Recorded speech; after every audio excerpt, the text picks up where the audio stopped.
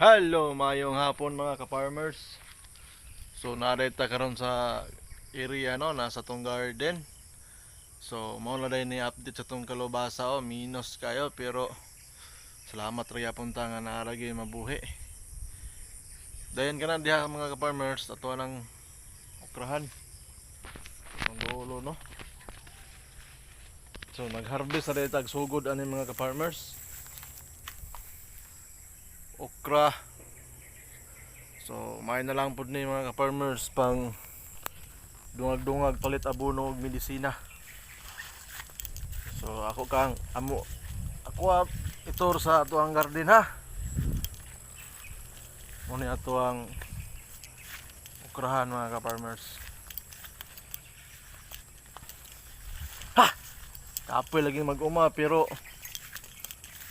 saon man dire naman ta bilong. So another area sa to ang ukrahan mga ka-farmers. Ngayon. Okay. So mo din ni mga ka-farmers ang isa ka plat na mga pipino. Taas ni sa nga plat mga ka-farmers. Pero hago pero goods gyapon. Nana mo gina mag-antos man kita.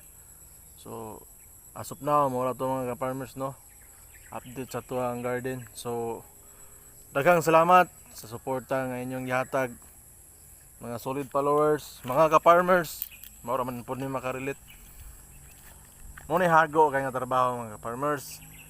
Para nang uban diha nga sus. So mo ra to mga guys, mga idol. Salamat sa inyo ang paglantaw. Binli pug bakas di sa ubos, may na lang kahatag pud mo og suporta ni ako ang vlog. Daghang salamat mga idol. Bye bye.